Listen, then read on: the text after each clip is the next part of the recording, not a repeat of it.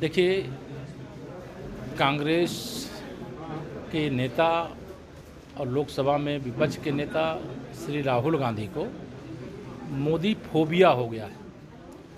वह लगातार जो मुद्दे उठाते हैं खोदा पहाड़ निकली चूहिया वाले होते हैं। देश प्रगति के पथ पर आगे बढ़ रहा है। भारत का लोकतंत्र निरंतर मजबूती के साथ खड़ा है।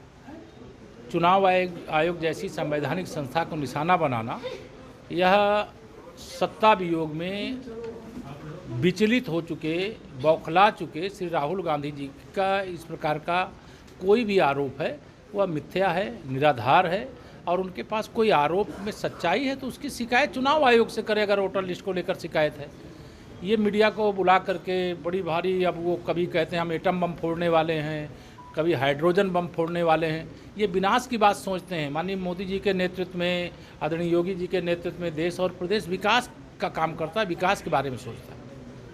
सर, राहुल गांधी ने ये भी आरोप लगाया कि मुख्य चुनाव आयुक्त ज्ञानेश कुमार वोट चोरों की रक्षा कर रहे हैं, उन लोगों की रक्षा कर रहे हैं जिन्होंने भारतीय लोकतंत्र को बर्बाद किया। उन्होंने कहा कि महाराष्ट्र और हरियाणा और यूपी में भी यही हो रहा है।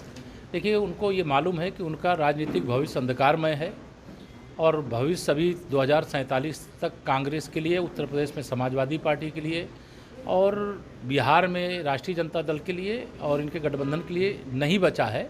इसलिए बौखलाहट में इस प्रकार के आरोप लगाते हैं, जिससे संवैधानिक संस्था जो निष्पक्ष चुनाव करा करके इस देश के लोकतंत्र को बल प्रदान करने का काम कर रही है।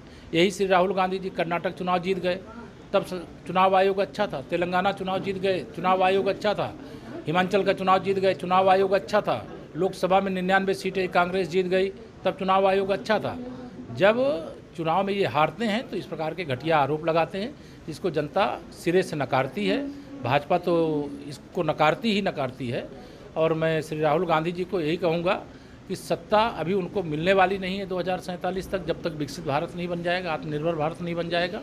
और इस प्रकार के मिथ्या आरोप लगाने की जगह तथ्य के साथ अगर कोई आरोप है जरूर लगावें, और किसी संस्था के खिलाफ शिकायत है तो उसको रिटर्न में उनको जा करके दें। सर, वोट चोरी के कथित सबूतों को उन्होंने हाइड्रोजन बम बताया। साथ ही अभी मैंने कहा ना, जो बम की बात करता है वो विनाश की बात करता है, और जो विकास की बात करता है वो बम की बात नहीं करता। अखिलेश यादव ने भी कहा कि उनके हाइड्रोजन बम की बात के बाद कि हम भी देखेंगे हम आगे और क्या कर सकते हैं। देखिए, श्री राहुल गांधी जी, श्री अखिलेश यादव जी, श्री तेजस्वी यादव जी, श्री राहुल गांधी जी प्रधानमंत्री की कुर्सी पर अपना जन्मसिद्ध अधिकार समझते हैं। श्री अखिलेश यादव जी उत्तर प्रदेश के मुख्यमंत्री की कुर्सी पर अपना जन्मसिद्ध अधिकार समझते हैं। श्री तेजस्वी यादव जी बिहार के मुख्यमंत्री की कुर्सी पर अपना जन्मसिद्ध अधिकार समझते हैं। लेकिन यह मुंगेरी लाल के सपने की तरह है जो 2047 तक पूरा नहीं होने वाला।